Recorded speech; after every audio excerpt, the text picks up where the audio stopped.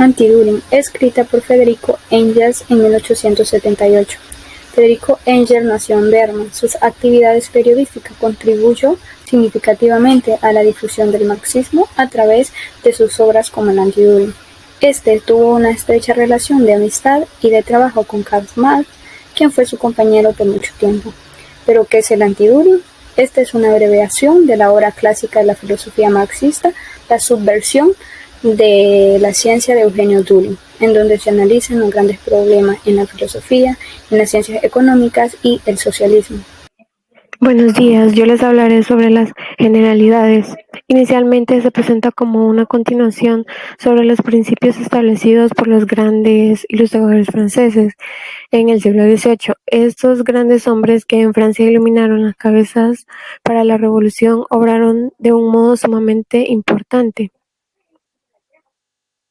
Hoy sabemos que aquel reino de la razón, entre comillas, no era nada más que el reino de la burguesía idealizado, ya que era una clase social de gente acomodada que obtenía privilegios y propiedades.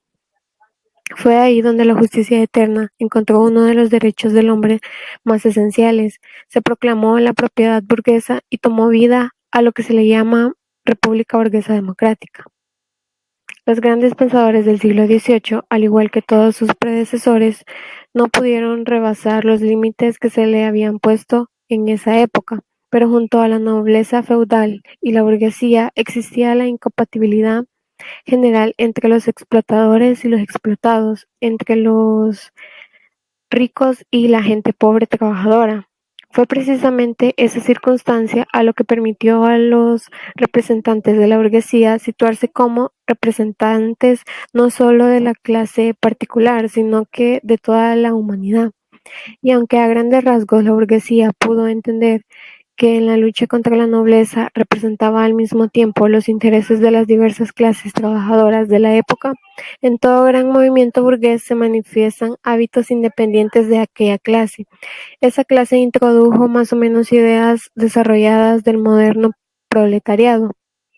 El hecho que en el mundo aún no hayan dominado la verdadera razón de la justicia se debe simplemente a que no se ha conocido suficientemente. Para eso se debe conocer esas particularidades y tenemos que arrancarlas de su conexión natural o de su historia. Para eso se tienen que estudiar cada una de ellas desde el punto de vista de su constitución y sus particularidades que causan efectos. Primera sección, la filosofía, con el primer capítulo de división a priorismo.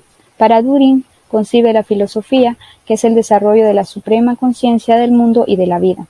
Esto comprende el sentido de todo saber y de todo querer. Nos explica que la filosofía tiene dos objetos propios de la investigación. Uno son la naturaleza y dos es el mundo humano. Düring concibe los principios formales, los cuales se deducen del pensamiento interno y no tienen que ver nada a lo exterior. Esto dice que son las causas primeras. Estos mismos principios se aplican en el mundo de la naturaleza y el mundo. Por su parte, Engels dice que esto no puede ser cierto, ya que los principios formales no son causa primera y no pueden partir desde el pensamiento mismo. Düring dice que la matemática pura puede concebirse o puede partir de una forma remota del pensamiento. Sin embargo, Engels dice que no es cierto. ¿Por qué? Porque él pone ejemplo que el concepto de la figura y el concepto de número. Sabemos que el número nos sirve para contar consecutivamente y sabemos que un concepto de figura es lo que le atribuimos a una forma. Entonces, para llegar a este concepto se tuvo que haber una evolución en la historia y tuvieron que haber tenido una experiencia con el mundo exterior. Es por ello que Engels dice que esto no es así. Luego pasamos al segundo capítulo, que es el esquematismo universal general. Düring nuevamente nos plantea que el ser que todo lo abarca es único. La esencia de todo pensamiento consiste en la unificación de elementos de la conciencia en una unidad. El pensamiento es el punto de la unidad y reunión que ha nacido el indivisible concepto del mundo y por el cual se conoce el universo. Aquí también vemos lo que es el salto de la cualidad a la cantidad. Dice que estos saltos es fundamental tener la línea nodal. Esta es la relación cuantitativa que al aumentar o disminuir arroja un punto crítico, el cual es el punto exacto del cambio. Un ejemplo que pone este es el cambio de estado del agua, del estado líquido al estado gaseoso. ¿Cómo podemos conseguirlo? Nosotros tenemos una porción de agua y la sometemos a altas temperaturas. Esto provocará que el agua llegue a su punto de ebullición. Y a su vez habrá un salto de la cualidad a la cantidad o viceversa cuando se pase del estado líquido al estado gaseoso. La línea nodal podríamos atribuir que es el aumento de la temperatura. El punto crítico sería el punto de ebullición que está sometido el agua. Luego, el siguiente capítulo nos habla de lo que es la filosofía de la naturaleza, tiempo y espacio. En esta sección, Turing y Engel exponen sobre el despliegue del mundo y la limitación en su espacio. Para Engel dice que la infinitud sin contradicciones es la ilimitada acumulación y pone el ejemplo de la recta numérica, ya que a este se le puede ir añadiendo más números correlativos y contándose entre sí. Ya cuando se tiene planteado esto sobre la infinitud, plantea también que conlleva consecuencias. Una de ellas es que el desencadenamiento de causa y efecto en el mundo. Es por ello que dice, si nosotros concebimos que el mundo existe, tuvo que haber tenido un inicio. El siguiente capítulo es de la filosofía de la naturaleza, cosmogonía física y química. Nuevamente aparece lo que es Turing y dice que cómo se ha constituido el universo actual desde Kant, que propuso una nebulosa primitiva. La teoría kantiana es el origen de todos los cuerpos celestes actuales a partir de las masas nebulosas en rotación, y ha sido el mayor progreso que se consiguió en la astronomía en esos tiempos. Kant fue el primero en abrir una brecha en el modo metafísico de pensar. Asimismo, habla de la materia y la fuerza mecánica, la cual es una fórmula lógico-real, en la cual cuando se termine la unidad de materia y fuerza mecánica, empezará el movimiento. La forma lógico-real no es más que un tímido intento de aprovechar las categorías hegelianas del en sí y el para sí para la filosofía de la realidad. Luego pasamos al siguiente capítulo, que es la filosofía de la naturaleza y el mundo orgánico. Daremos lo que es la respuesta a estas tres preguntas, que es la lucha de existencia, cómo surge y quién introduje esta idea. En ese capítulo, el señor Turing reprocha a Darwin que haya trasladado a la ciencia de la naturaleza la teoría malthusiana. ¿Pero qué es la teoría malthusiana? En breves palabras, la teoría malthusiana pertenece a Thomas Malthus, economista de raíces británicas, el cual sostenía el desbalance de la población y el aumento de la producción de alimentos. Esto daría lugar a conflictos y hambrunas, entre otras cosas. Es así que Turing le reprocha por esto a Darwin. Darwin en sus últimos viajes concibe la opinión de que las plantas y los animales no son fijas y que se transforman. Es así que se traslada para probar lo que él decía a un campo de estudio, el cual pone en práctica lo anterior en un cultivo y en ganadería. Entonces halla en que algún tipo de cultivo había producido en animales y plantas de la misma especie y diferencias mayores de las que se encuentran entre especies reconocidas como diversas. Pero, ¿qué es la lucha de existencia? Dice que la lucha de existencia para Darwin dice que la lucha de existencia es la lucha no solo física o otro tipo de lucha. Sin embargo, esta lucha de existencia Darwin la observa en que la cantidad no era la cantidad de gérmenes que nacen en la naturaleza no era la cantidad última que se observaba, o sea que no todos llegaban a la madurez. Es entonces donde él hace la interrogante de por qué no todos llegan, y ahí surge o ve que hay individuos con características ventajosas tienden a transmitirse por herencia. O sea, un ejemplo es cuando nosotros hay un cierto número de plantas, no todas llegan a su madurez por estas mismas características ventajosas.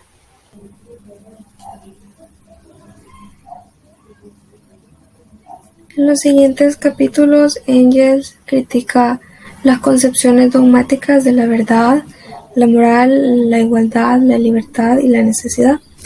Al refutar las verdades eternas de Turing, Engels pone de manifiesto la dialéctica del conocimiento, demuestra la existencia de la verdad objetiva, el carácter relativo de las verdades científicas y demuestra al mismo tiempo que el pensamiento humano es capaz de descubrir la verdad absoluta.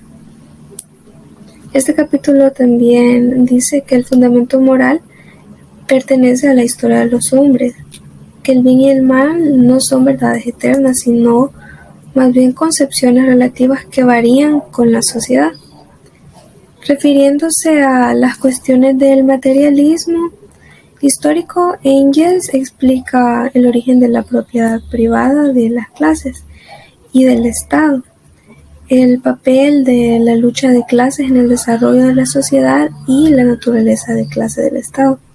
Muestra de que el Estado y el derecho, la moral y la religión no son ni eternos ni tampoco inmutables, sino que cambian bajo la influencia del desarrollo de la base económica de la sociedad.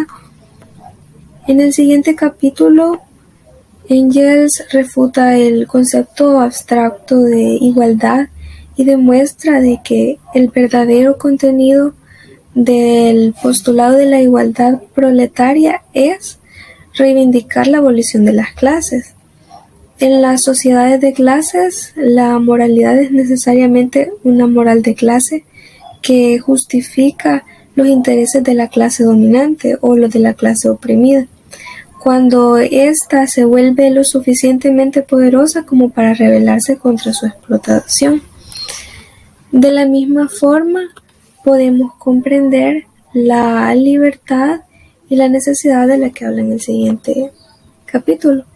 La libertad no está en una independencia soñada con respecto a las leyes de la naturaleza, sino más bien el conocimiento de estas leyes y en la posibilidad que se les brinda de implementarlas para obtener fines determinados. Cualquier progreso de la civilización es un paso hacia la libertad. El ejemplo que pone el libro es el del fuego, que es el primer acto liberador en la historia de la humanidad, el dominio del fuego. Engels termina esta parte del libro, esta parte filosófica de su obra, defendiendo dos leyes dialécticas. La primera es la transformación de lo cuantitativo en cualitativo. Pone un ejemplo, el de la temperatura del agua. Cuando ésta aumenta se produce un cambio cuantitativo. Eventualmente se evapora, siendo este cambio de estado líquido a estado gaseoso. Este se convierte en un cambio cualitativo. Así, lejos de ser una invención de un filósofo, esta ley dialéctica se encuentra en la naturaleza. Eso es lo que quiere mostrar. La segunda ley dialéctica de la que habla esta primera sección es la negación de la negación. Engels ofrece otros ejemplos como el del destino de un grano de cebada. El grano es negado por la planta que emerge de él, luego esta a su vez es negada por la espiga, resultante trayendo nuevas semillas que sin volver a la situación anterior, ya que ahora hay semillas nuevas en la planta. De la negación podemos aprender que nada es eterno, que un estado niega a otro en algún momento. Negar, como dice Engels, no es decir llanamente no, sino más bien es comprender que la negación dialéctica es una necesidad en la etapa de algo, es una construcción de la realidad. Para que la realidad siga su curso se tiene que negar a sí misma, darle entrada a lo nuevo y destruir lo viejo. Muy bien, damas y caballeros, vamos a empezar la segunda parte. Y vamos a empezar con la economía política. Muy bien. Vamos a empezar con qué es, cuál es su método, sus objetivos, etc. Muy bien. La economía política es la ciencia que rige las leyes durante la producción y el intercambio de materiales en la vida social humana. Muy bien. Ahora, esto tiene algo muy interesante que es la producción y el intercambio. ¿Qué es y cómo se usa? ¿Para qué sirve? Muy bien. Primero tenemos la producción. La producción es la base, pues de ella depende el intercambio. Ok. Muy bien, de ella depende el intercambio. Esto significa que la producción en sí es totalmente independiente. ¿Por qué? Porque en la producción es donde se crea, donde se desarrolla lo que queremos hacer. O sea, la producción es la base, es la alimentación, etc. Ahora bien, eso significa que es opositor porque hay algo que se debe tomar en cuenta, es que la producción y el intercambio no se llevan entre sí los dos, ¿ok? Son demasiado opuestos. Sin embargo, los dos tienen como su lado que los une, ¿ok? O sea, a pesar de que son opuestos, uno rige sobre el otro. ¿Por qué? Vaya, la producción es la base donde se crea, se produce. Ok, ahora, muy bien, vamos a pasar al siguiente, que es el intercambio. Muy bien, ¿qué es el intercambio? El intercambio es totalmente opuesto a la producción, debido a que en él se realiza la comercialización de la producción o, vamos a decir, la venta de un producto. O sea, si sembramos algún fruto, pues en el intercambio sería la comercialización de ese producto. Y eso lo vuelve totalmente dependiente de la producción, ¿ok? Pero hay algo a lo cual los pone en un círculo vicioso y hace que uno ejerza sobre el otro. Eso sería lo siguiente. Primero, no hay segunda producción si no hay un intercambio exitoso. O sea, por eso es que uno puede ejercer sobre el otro, sin embargo, ambos son totalmente opuestos. Uno produce, el otro, pues, intercambia, ¿ok? Uno crea, el otro vende, por decirlo así. Se deshace de lo que se hizo para conseguir una adquisición. Podríamos decirlo así. Y ahora, entre estos dos, como dije, uno ejerce sobre el otro, ¿ok? Ahora, al igual que ellos tienen algo relacionado al tiempo, y es que, vaya, no todas las generaciones son iguales, no todos los países tienen la misma cantidad de personas, o los mismos métodos, etc. Sin embargo, las generaciones anteriores pueden ejercer sobre las nuevas generaciones. Un ejemplo de ello, y el señor Turing lo puso en uno de sus pasajes, es de que en el pasado existía el trueque. Sin embargo, se creó o se inventó la moneda metálica. O sea, si nos damos cuenta, actualmente todavía se utilizan monedas metálicas. Sin embargo, estas se están volviendo un tanto obsoletas porque actualmente existe más dinero fantasma que dinero real, o sea, dinero físico. Porque se inventó el pago con tarjeta, el pago con cheque, las transferencias, las criptomonedas. Entonces, o sea, físicamente ese dinero no existe. Por eso se le llama dinero fantasma. ¿Y a qué quiero llegar con todo esto de dinero, cheques, tiempo, antiguas generaciones, nuevas generaciones? Es que la economía política es la ciencia que evoluciona con el pasar del tiempo, al igual que la humanidad. A eso es a lo que quiero llegar. A que la economía evoluciona al igual que la humanidad. La economía política evoluciona. ¿De acuerdo? Ahora tenemos la teoría de la violencia y el poder. Para el señor Turing, la economía estaba más que resuelta. Pues, para el señor Turing, las condiciones políticas representaban las condiciones económicas de un país. Y esto fue citado en uno de sus pasajes. ¿Ok? Ahora, también hay que tomar en cuenta que más de alguna vez hemos escuchado que lo que se quiere nunca se obtiene de la forma adecuada, de la forma que queremos, ni cuando lo queremos, etc. Y también ya han de haber escuchado que, pues, si quieres triunfar rápido y fácilmente, pues tienes que traer el juego sucio. ¿Y aquí quiero llegar con esto? Quiero llegar a la aparición, por ejemplo, en tiempos pasados, empezó primero la aparición de la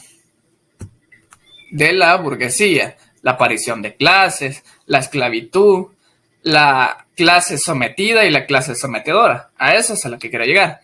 ¿Ok? Entonces, lógicamente para esto se necesitaron pensadores, tiempo, pero en su tiempo, por ejemplo, en el tiempo de la burguesía no daban paso a pensadores del capitalismo. O sea, esto fue cambiando conforme fue apareciendo el capitalismo y grandes pensadores capitalistas, como fue Karl Marx y el señor Adam Smith, que son personas que desarrollaron grandes teorías. Ahora, quiero terminar esta parte con algo que decía el señor Hegel. Y es lo siguiente. Hegel decía que la vida marcha por el lado equivocado, por el lado malo. Eso significa que hay 3 lados en la vida. Un lado negativo, un lado positivo y la conciliación de ambos. Eso conforman los 3 lados. Bien, pasemos al siguiente. Muy bien, ahora tenemos la teoría del valor. Primero, ¿qué es esto? ¿Cómo se utiliza? ¿Para qué sirve? ¿Qué hace? Muy bien. La teoría del valor, haciendo esto más corto, más fácil de entender, es la aplicación de un número sobre un objeto, una persona. Es la aplicación de un número sobre algo, en pocas palabras.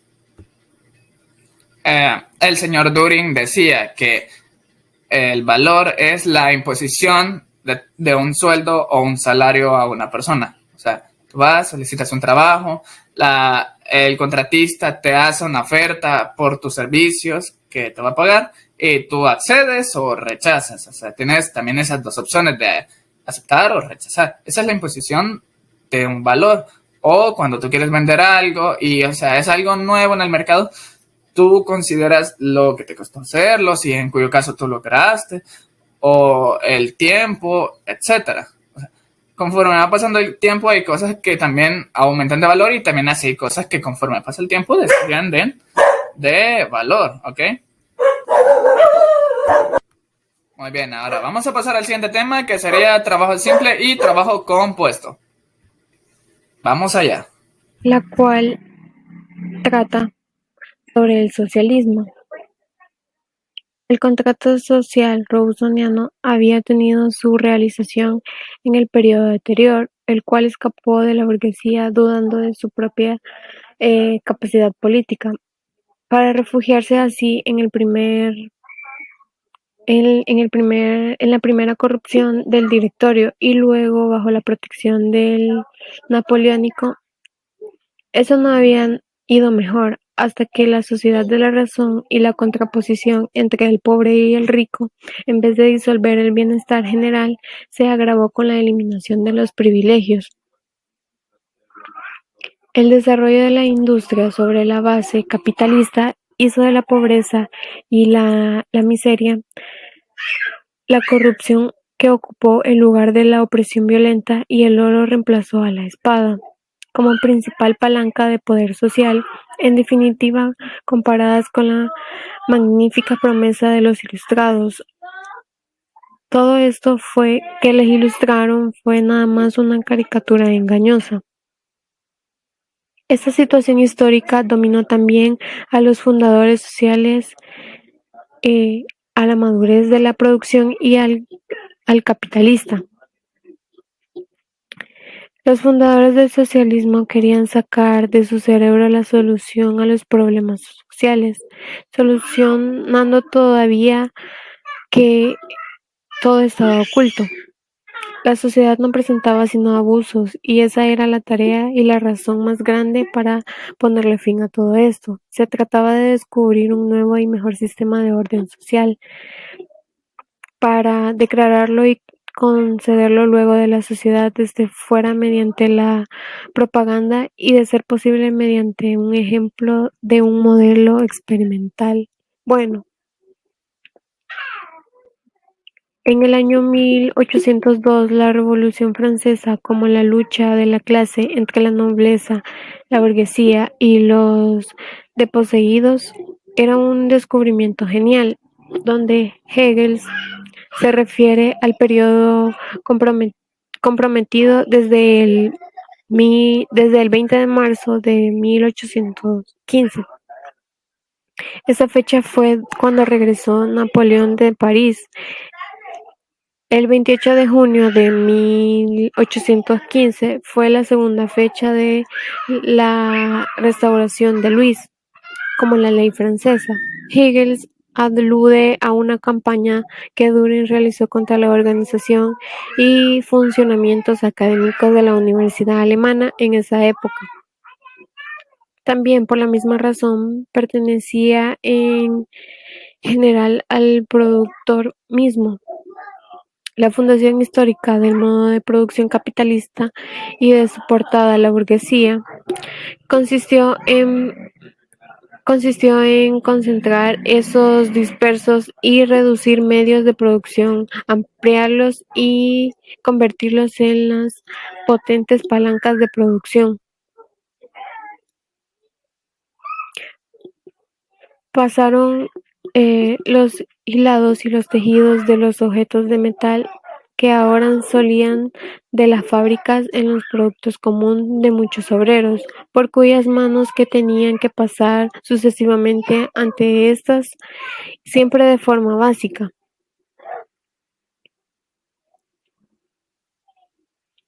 La ciencia de la producción mercantil no es un modo alguno, sino que la ciencia que tiene que contar con factores conocidos solo de un modelo relativo del mismo.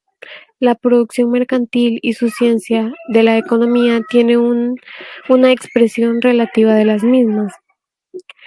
En esa cantidad de trabajo desconocidas que se encuentran en las diversas mecánicas, al comparar según sus relativos contenidos del trabajo, así también la química, se procura una expresión relativa, por ella desconocidos, comparados por diversos elementos según sus pesos atómicos, es decir, expresando el peso atómico de uno por la última fracción. En conclusión, la obra de Hegel, el anti-Düring, constituye un modelo de espíritu de Partido Comunista y de defensa que resalta la concepción científica del mundo con respecto a las deforestaciones pseudocientíficas y el oportunismo político. Eso ha sido todo. Gracias. Tengan todos muy buenos días. Esta mañana yo les hablaré sobre el trabajo simple y el trabajo compuesto. Primero que nada explicaremos la teoría del valor propuesta por Marx, en la que dice que el valor de un producto o bien viene dada por la cantidad de trabajo que es aplicada para realizar dicho producto. Por lo contrario, el señor Düring piensa que un producto no puede tener más o menos valor por la cantidad de tiempo que sea aplicada en un producto. Así bien, Marx nos explica que lo que determina el valor de la mercancía es la cantidad de trabajo que dicho producto obtuvo o se estimó para realizarlo, queriendo decir que el trabajo simple es sin más lo que cualquier ser humano podría realizar, que es algo básico que todos podemos hacer, mientras que el trabajo compuesto viene siendo el mismo trabajo simple, simplemente que potenciado ya sea por maquinaria o por alguna cosa que nos pueda ayudar a duplicar dicho trabajo. Agregando también que el trabajo es mero gasto de fuerza humana. Muchos trabajos requieren de conocimientos amplios, de habilidades especiales, con más o con menos esfuerzo. Entonces, esto nos hace plantearnos una pregunta. ¿Podemos considerar que dichos trabajos compuestos igualan en un mismo tiempo el valor mercantil de un trabajo simple? Claramente no, ya que el trabajo compuesto duplica o incluso triplica el trabajo simple.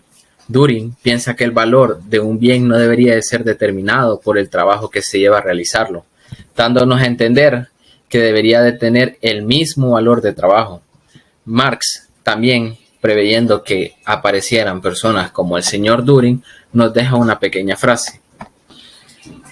Marx nos dice que cuando hablamos del valor de un trabajo en un producto, no nos referimos al salario o a la cantidad monetaria que es entregada a un empleado para poder realizar dicho trabajo, sino más bien es la cantidad de trabajo, el tiempo que le dedica a dicha persona para poder realizar o fabricar este producto. Ahora bien, me gustaría pasarme a otro tema, que es la plusvalía. La plusvalía es una parte de la producción que no se paga a los trabajadores, sino parte de la ganancia del empleador. Es la diferencia entre el valor del producto total y el salario ganado por los trabajadores. Marx nos explica que la plusvalía viene siendo cuando un capitalista adquiere un bien siempre desde el principio con la finalidad de revenderlo, nunca para satisfacer sus propias necesidades. Lo compra a un valor menor en el mercado y lo que hace es que lo revende a un mayor valor, claro está. Entonces, en este proceso, cuando es revendido, la ganancia que obtiene por dicho valor, por dicho producto, es igual, recupera el valor del principio de su producto, y a la pequeña ganancia que le queda, a eso se le conoce como plusvalía. La pregunta es, ¿de dónde proviene la plusvalía? Se podría decir principalmente que la plusvalía es el valor que adquiere el dinero, pero claramente está que dicho dinero no puede adquirir más valor o valor extra. Así bien, el poseedor de dicho dinero, para sacarle mayor valor a dicha mercancía, debe de buscar en el mercado algo lo cual se pueda transformar antes de venderlo. Sabemos bien que, como anteriormente explicábamos, el trabajo simple y el trabajo compuesto como tal no poseen ningún valor en el mercado. Más bien, lo que viene determinando el valor en un producto es el simple trabajo del ser humano. Así bien, nos explica que el capitalista tiene que buscar algo en lo cual un ser humano, una persona, le dedique su tiempo y trabajo a dicho producto, generando así la plusvalía, un plusproducto, un trabajo extra en dicho producto. Sin embargo, el señor Düring plantea que el capital es toda la suma de medios de producción que constituya participaciones en los frutos de la fuerza del trabajo general, o sea, toda suma de medios de producción que consigan de un modo u otro un plus trabajo. Así bien, para poder terminar con el capital y la plusvalía, Marx nos ofrece una pequeña opinión acerca del salario de los trabajadores, diciendo que el salario no es más que la representación del tiempo trabajado por dichos trabajadores, que realmente les ayuda a su existencia. También se comenta que bastan pocas horas para poder cumplir con sus obligaciones y que el resto de tiempo es nada más que el plus trabajo, o como bien se puede decir, el beneficio para el capitalista.